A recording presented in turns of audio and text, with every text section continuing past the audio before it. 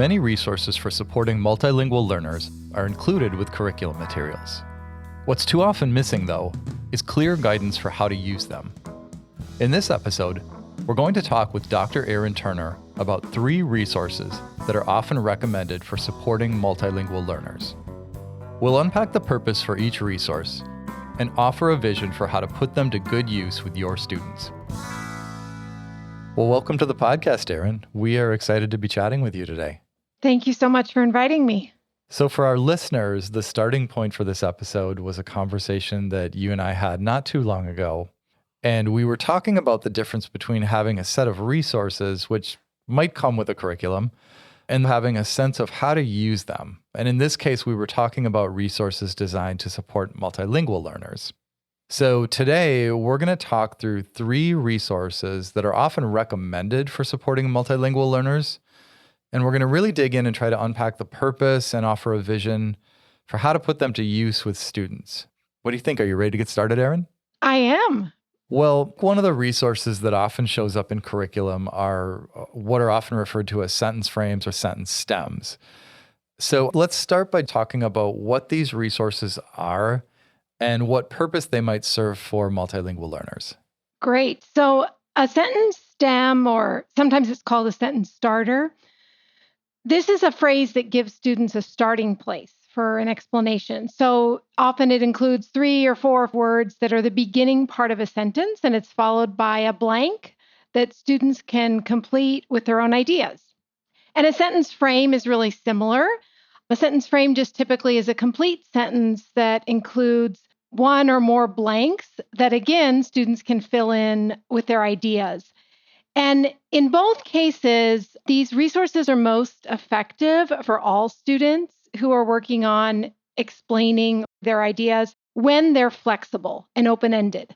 So you always want to ensure that a sentence stem or a sentence frame has multiple possible ways that students could insert their own ideas, their own phrasing, their own solutions to complete the sentence.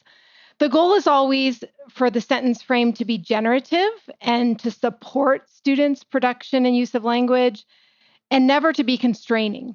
So students shouldn't feel like there's one word or one answer or one correct or even intended way to complete the frame. It should always feel more open-ended and flexible and generative.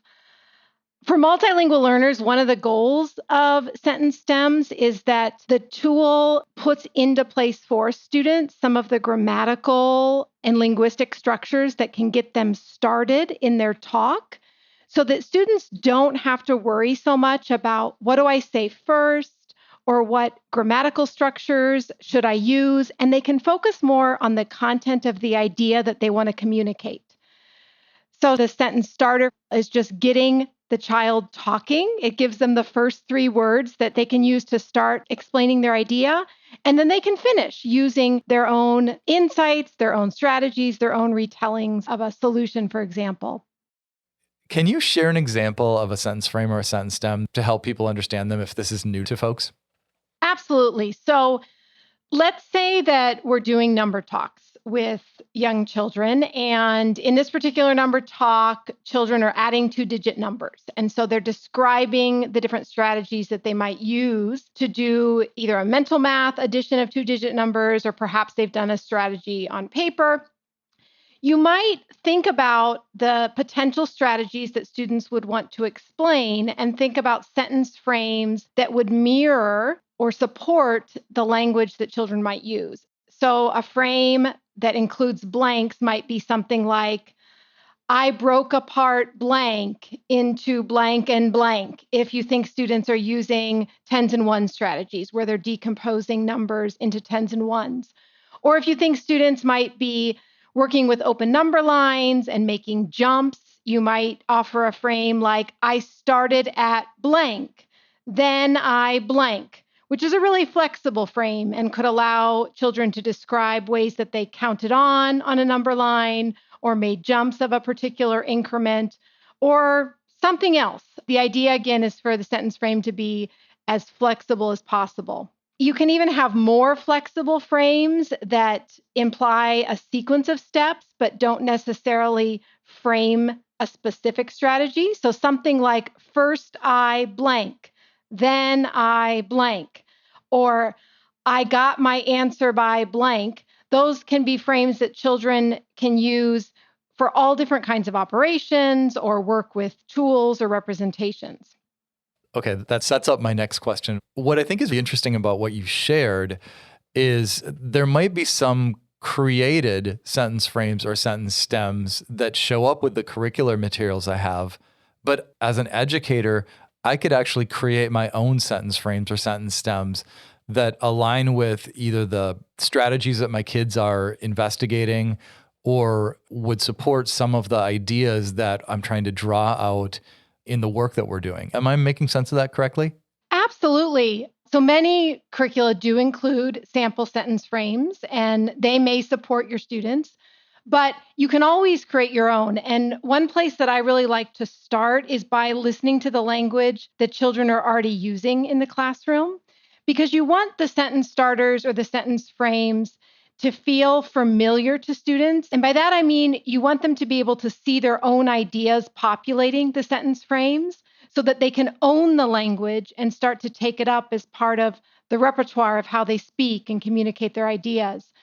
So, if you have a practice in your classroom, for example, where children share ideas and maybe on chart paper or on the whiteboard, you note down phrases from their explanations, perhaps labeled with their name so that we can keep track of who's sharing which idea. You could look across those notations and just start to notice the language that children are already using to explain their strategies and take that as a starting point for the sentence frames that you create. And that really honors children's contributions. It honors their natural ways of talking. And it makes it more likely that children will take up the frames as a tool or a resource. Again, I just want to say I'm so glad you mentioned this. In my mind, a sentence frame or a sentence stem was a tool that came to me with my curriculum materials. And I don't know that I understood that I have agency and that I could listen to kids' thinking and use that to help design my own sentence frames. One question that comes to mind is, do you have any guardrails or cautions in terms of creating them that would either support kids' language or that could inadvertently make it more challenging? So I'll start with some cautions. One way that I really like to think about sentence frames is that they are resources that we offer children. And I'm using offer here really strategically. They're designed to support children's use of language. And when they're not supportive, when children feel like it's harder to use the frame to explain their idea because the way they want to communicate something, the way they want to phrase something doesn't fit into the frame that we've offered, then it's not a useful support. And then it can become a frustrating experience for the child as the child's trying to morph or shape their ideas, which make sense to them, into a structure that may not make sense. And so I really think we want to take this idea of offering and not requiring frames really seriously. The other caution that I would offer is that frames are not overly complex. And by that, I mean, if we start to construct frames with multiple blanks, where it becomes more about trying to figure out the teacher's intention, and children are thinking, what word would I put here? What should I insert into this blank? Then we've lost the purpose. The purpose is to support generative language and to help children communicate their ideas, not to play guessing games with children where they're trying to figure out what we intend for them to fill in. This isn't necessarily a caution, but maybe just a strategy for thinking about whether or not sentence frames could be productive for students in your classroom, particularly for multilingual learners, is to think about multiple ways that they might complete the sentence stem or that they might fill in the sentence frame. And if, as a teacher, we can't readily come up with 4 or 5 different ways that they could populate that frame, chances are it's too constraining and it's not open-ended enough. And you might want to take a step back towards a more open-ended or flexible frame because you want it to be something that the children can readily complete in varied ways using a range of ideas or strategies. So something that I think can be really powerful about sentence frames is the way that they position students. For example, when we offer frames like, I discovered that, or I knew my answer was reasonable because, or a connection I can make is, those are all sentence starters. The language in those sentence starters communicates something really powerful to multilingual learners and to any student in our classroom. And that's that we assume as a teacher that they're capable of making connections, that they're capable of deciding for themselves if their answer is reasonable, that they're capable of making discoveries.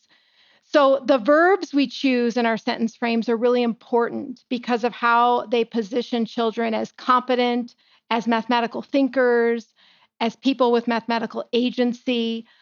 So sometimes we want to be really purposeful in the language that we choose because of the way that it positions students.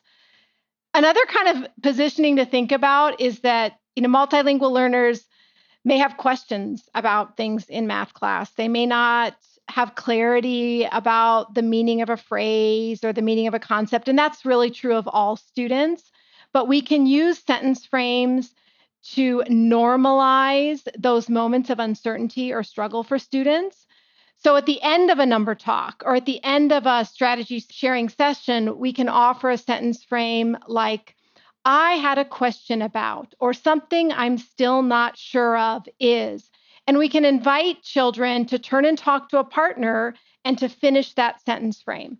That's offering students language to talk about things that they might have questions about, that they might be uncertain about. And it's communicating to all kids that that's an important part of mathematics learning, that everyone has questions. It's not just particular students in the classroom. Everyone has moments of uncertainty. And so I think it's really important that when we offer these frames to students in our classrooms, they're not positioned as something that some students might need, but they're positioned as tools and resources that all students can benefit from. We all can benefit from an example of a reflection. We all can learn new ways to talk about our ideas. We all can learn new ways to talk about our confusions. And that's not limited to the children that are learning the language of instruction. Otherwise, sentence frames become something that has low status in the classroom or is associated with students that might need extra help, and they aren't taken up by children if they're positioned in that way, at least not as effectively. The comparison that comes to mind is the ways that in the past, manipulatives have been positioned as something that's lower status, right? If you're using them, it means something. Typically, at least in the past, it was something not good. Whereas I hope as a field, we've gotten to the place where we think about manipulatives as a tool for kids to help express their thinking and understand and make meaning, and that we're communicating that in our classrooms as well. So I'm wondering if you can spend just a few minutes, Erin, talking about how an educator might introduce sentence frames or sentence stems, and perhaps a little bit about the types of routines that keep them alive in the classroom. Yes, thanks for this question. One thing that I found to be really flexible is to start with open-ended sentence frames or sentence stems that can be useful as an attachment or as an enhancement to a routine that children already know. So just as an example, many teachers use an I notice, I wonder, or we know, we wonder type of routine. Those naturally lend themselves to sentence starters. I notice blank. I wonder blank. Similarly, teachers may be already using a same and different routine in their classroom. You can add or layer a sentence frame onto that routine, and then that frame becomes a tool that can support students' communication in that routine. So these are the same because, these are different because. And once students are comfortable and they're using sentence frames in those sorts of familiar routines, a next step can be introducing sentence frames that allow children to explain their own thinking or their own strategies. And so we can introduce sentence frames that map onto the strategies that children might use in number talks. We can introduce sentence frames that can support communication around problem-solving strategies. And those can be either really open-ended, like first I, then I type frames, or frames that sort of reflect or represent particular strategies. In every case, it's really important that the teacher introduces the frame or the sentence starter in a whole group. And this can be done in a couple of ways. You can choral read the frame so that all children have a chance to hear what it sounds like to say that frame. And as a teacher, you can model using the frame to describe a particular idea. One thing that I've seen teachers do really effectively is when children are sharing their strategy, teachers often revoice or restate children's strategies, sometimes just to amplify it for the rest of the class or to clarify a particular idea. As part of that revoicing, as teachers, we can model using a sentence frame to describe the idea. So we could say something like, oh, Julio just told us that he decomposed blank into 2 10s and 3 1s, and we can reference the sentence frame on the board or in another visible place in the classroom so that children are connecting that mathematical idea to potential language that might help them communicate that idea. And that may or may not benefit Julio, the child that just shared, but it can benefit other children in the classroom that might have solved the problem or have thought about the problem in a similar way, but may not yet be connecting their strategy with possible language to describe their strategy. So by modeling those connections as a teacher, we can help children see how their own ideas might fit into some of these sentence frames. We also can pose sentence frames as tool to practice in a partner conversation. So for example, if children are turning and talking during a number talk and they're sharing their strategy, we can invite children to practice using one of 2 sentence frames to explain their ideas to a partner. And after that turn and talk moment, we can have a couple of children in the class volunteer their possible ways to complete the sentence frame for the whole group. So it just gives us examples of what a sentence frame might sound like in relation to an authentic activity, in this case, explaining our thinking about a number talk. And that sort of partner practice or partner rehearsal is really, really important because it gives children the chance to try out a new frame or a new sentence starter in a really low stress context, just sharing their idea with one other peer before they might try that out in a whole class discussion. That's really helpful, Erin. I think one of the things that jumps out for me is when you initially started talking about this, you talked about attaching it to a routine that kids already have a sense of, like I notice or I wonder or what's the same or what's different. And what strikes me is that those are routines that all kids participate in. So again, we're not positioning the resource or the tool of the sentence frame or the sentence starter as only for a particular group of children. They actually benefit all kids. It's positioned as a normal practice that makes sense for everybody to take up. Absolutely. And I think we need to position them as ways to enhance things in classrooms for all students. And partner talk is another good example. We often send students off to talk with a partner and give them instructions like, go tell your partner how you solve the problem.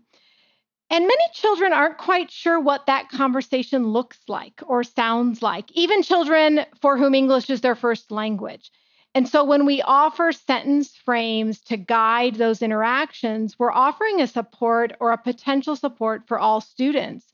So for partner talk, we often not only ask kids to explain their thinking, but we say things like, oh, and ask your partner questions. Find out more about your partner's ideas. And that can be challenging for 7 and 8-year-olds. So if we offer sentence frames that are in the form of questions, we can help scaffold those conversations. So things like, can you say more about, or I have a question about, or how did you know to? If we want children asking each other questions, we need to often offer them supports or give them tools to support that conversation. And that helps them to learn from each other. It helps them to listen to each other, which we know benefits them in multiple ways. And I just want to share one final example about sentence frames that I think is so powerful. You know, there's really different purposes for frames. They can be about reflection. They can be about asking questions of partners. We can use sentence frames to agree and disagree, to compare and contrast. One teacher that I've worked with uses sentence frames to guide end of lesson reflections. And after children have talked to a partner or shared ideas with a partner, she asks them to complete sentence frames that sound like this. One thing I learned from my partner today is blank. Or a new idea I got from my partner today was blank.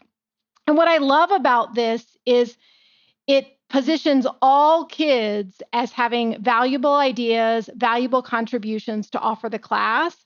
And if I'm in a partnership with a multilingual learner, I'm thinking deeply about what I learned from that partner, and I'm sharing with the teacher orally or in writing and sharing with the class what I learned from that child. And so the sentence frame helps me because it gives me a support to think about that idea and to express that idea, but it really helps elevate other children in the classroom who might not always be seen in that way by their peers. So I think there's just really powerful ways that we can use these tools.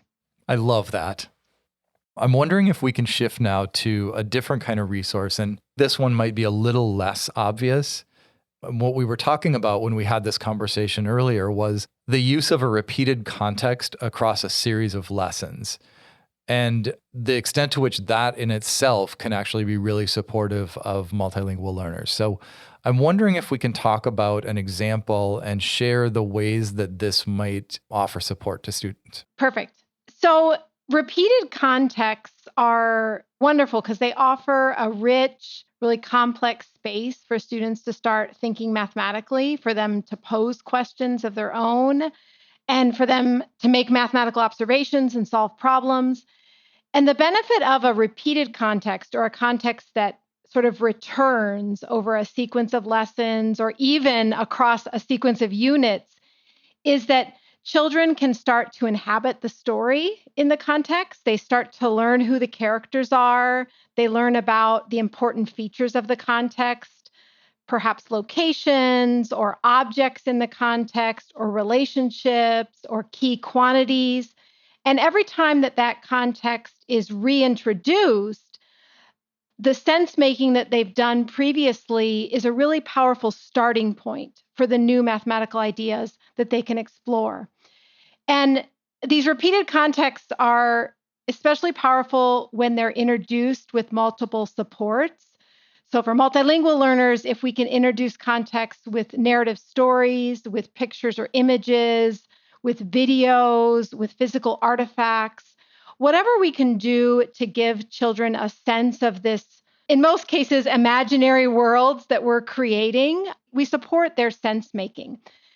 And this is really different from curricula or programs that offer a new context with each word problem, or perhaps with each page in a student book, there's a new context introduced.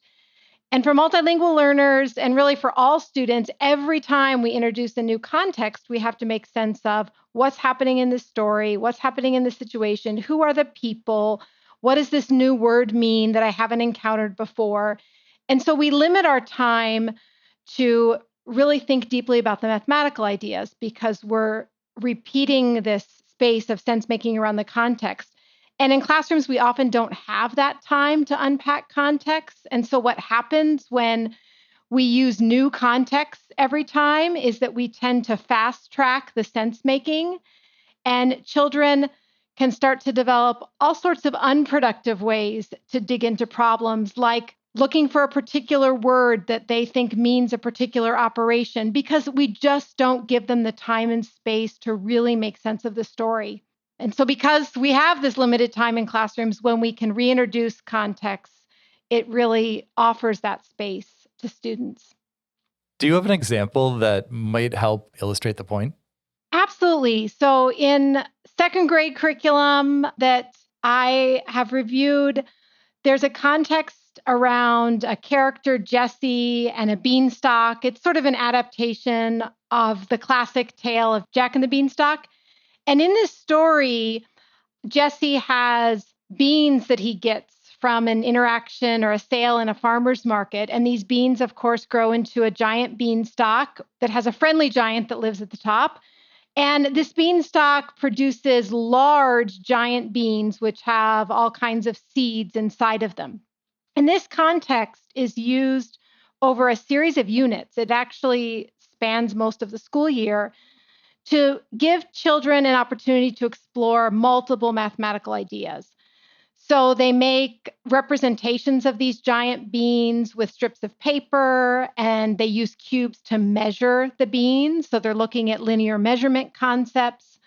They compare the length of different beans. So they're doing addition and subtraction to compare quantities. They find out how many seeds are inside of the beans and they add those quantities together. So they're doing all sorts of multi-digit operations, adding the beans. And then the context further develops into making bracelets with the seeds that are inside these bean pods. And they group these seeds in groups of 10. So they have the chance to think about how many tens can we make out of a larger quantity. Later on, their bracelet making business expands and they have to think about how to package these seeds into hundreds, tens, and ones. So it's a really rich context that develops over time, and children begin to learn about the people in the story, about the activities and the practices that they engage in. And they have the chance to ask their own questions about their story and to make their own connections, which is really powerful. As the story develops, you can see how children develop a sense of curiosity about what's happening and they become invested in these stories, which really supports the mathematical work. So I want to walk back to our friend Jesse, and I'm glad to hear it's a friendly giant in this particular case. What you were making me think about as you were talking is the way that we introduce the context probably is really important. Could you shed some light on how you think about introducing a context? So asking children to share connections that they can make is really important. When we introduce context with different representations, it's really important to ask children to make connections as a place to start. So we want to ask them what they already know about this context in particular or similar contexts. What connections can they make to their own experiences? We want to ask them to share what they wonder about the context, what they're curious about, what they notice, what observations they can make. And when we have different representations, like a story and a picture or a video or an artifact, we give children more possibilities for making those kinds of connections. One thing that we can also do to really support children's connections to the context is as a context develops over time, we can create anchor charts or other written records with children that represent their perspectives on the key features of the context. So, for example, if we go back to Jesse and the beanstalk, after solving a couple of problems about Jesse and the beanstalk and being introduced to that story, we can pause and talk with children about what they see as key aspects of this story. What are things they want to remember? When we come back to Jesse in a few weeks, who are the people that we want to remember in this story? What are some important quantities in this story? What are some other important features of this story? And this is not an anchor chart that we create ahead of time as teachers. It's really important that children own these ideas and that they get to start to identify the key quantities, the key features of the situation from their perspective, because then that can become a resource for their thinking later on. We don't have to re-explain the context completely every time. We can refer to these written records that we've co-created with children. Well, let's close by talking about one more resource that educators will often find in their curriculum materials. Things like lists of academic vocabulary, or perhaps even cards with vocabulary words printed on them. I wonder how you think educators should understand the value of these particular resources. These vocabulary cards can take the form of cards that can be inserted into a chart or even anchor charts themselves. And one thing that I think that's really important, especially when we're thinking about using this tool with multilingual learners, is that these include multiple representations of a concept. We always need to make sure that the cards include a picture or a diagram or a visual image of the term, in addition to an example of how the term can be used. So that might be a phrase, it might be a symbolic representation of the term, it might be a whole sentence that uses the word to give children an idea of how to use the language in context, which is really important. And one thing that I've seen teachers do really effectively is to create large vocabulary cards with blank space. so that as these cards are introduced in the context of a lesson or activity when they would be relevant, children have the opportunity to share their own ideas about the term. And that blank space on the card can be filled with connections that children make. So children might know that term in another language. That can be added to the vocabulary card. Children might connect that term to another similar idea mathematically or a similar idea in daily life. So they might know another meaning of the word. That can be added to this blank space so that it becomes a shared and collaboratively generated artifact and not just a static card on the wall of the classroom that is beautiful, but that children may not really use to support their sense making. So co-creating these cards with children, I've seen to be really powerful, especially if we want them to be used by children and owned by children. And that leaving blank space can help with that co-creation. So you're taking this conversation to a place I hoped we might go, which is just to help paint a picture of what it might look like for a teacher to introduce this resource, but then also sustain it, how to bring it to life in the classroom. What does that look like? Or maybe what does that sound like, Erin? So I think when vocabulary card is first introduced, just like with many things in math classrooms, we want children to share what they already know. So what does this word make you think of? Where do you see this word? Where have you heard this word? What are some other things we've done together in our mathematical work that relate to this word? You want children to share versions of the word in other languages. You want them to share real world context connections, anything that they can to connect to their experiences. And it's important that we introduce small sets of words at a time. So if we're working on a unit on multiplication, we might have words related to factor and multiple and product that become additions to our word wall or to our anchor charts. And that we encourage children to use those words in particular activities in those units. So for example, if we're doing a number talk as part of a unit on multiplication, we might remind children of particular words that have been introduced in prior lessons and encourage them to try to take up those words in their explanations. See if you can use the word factor today as you're sharing your strategy with a partner. See if you can use the word product today. And then invite children to share examples of what that sounded like in their partner talk or what that looked like when they were writing about their explanation. And it's these constant invitations or repeated invitations that really make these words come to life in classrooms so that they don't just live on the wall. It's also really important that these words are highly visible and accessible for students. So oftentimes, teachers will display key vocabulary words alongside a whiteboard or underneath a whiteboard, or children might have their own copy of a small set of keywords that they're working on to paste inside of their notebooks. If they're not highly accessible, it really limits children's opportunities to use them on a regular basis. So another way to introduce new vocabulary terms or to support students to use them in context is to connect specific words to a routine that is already in place in your classroom. So one of my favorites for its potential to help kids use new vocabulary is a routine like which one doesn't belong, but same and different routines that many teachers use also work great for this reason. So just as an example, if we're doing a which one doesn't belong routine and the 4 images that we're using are geometric shapes, we might be able to come up with a list of vocabulary words that would help children describe their decisions about which of the shapes doesn't belong. And we could locate those words alongside our whiteboard or in a visible place in the classroom and just invite children as you're deciding which shape doesn't belong, as you're thinking about how you're going to explain your decision to your partner, think about how you could use some of these words. So we could have words that describe different kinds of angles or other properties of shapes, depending on what we're working on in the curriculum. But that's a way to show children the relevance of particular terms in a routine that they're familiar with and that they're engaged in the classroom. And that's a way to keep these terms alive.